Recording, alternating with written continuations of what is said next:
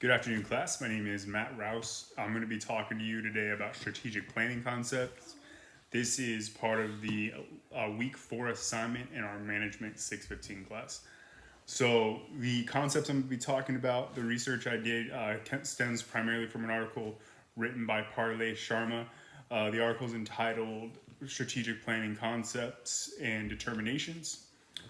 And after I'm done talking about the concepts, what I'm going to do is I will discuss how they are brought about and how they are executed in my organization, which is the U.S. Army. So the first concept that we look at when we talk about strategic planning is determining the mission and objectives. Essentially, this concept has to do with breaking down the long-term relationships and how you're going to facilitate your company's goals and the overall mission of the organization.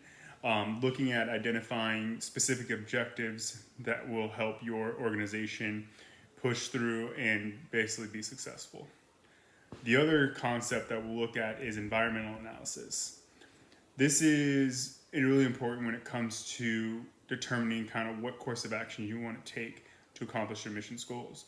So this is where you identify different environmental factors, the overall, climate that you're dealing in, and really conduct a thorough analysis on how that's going to impact each decision that you're making. The U.S. Army does a really good job of the strategic planning.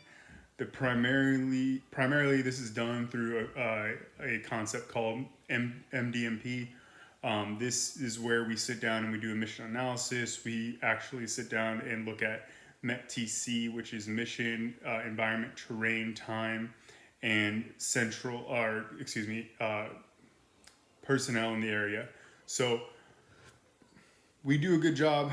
First of all, if we're looking at the environmental analysis, we break down kind of the environment we're going into, the different terrain features, the different populace in the area. We look at the climate of the area we're going into, both socially and obviously with the weather. We look at all those factors when we're determining our mission. The mission and objectives, when we look at that, we're trying to meet the commander's intent.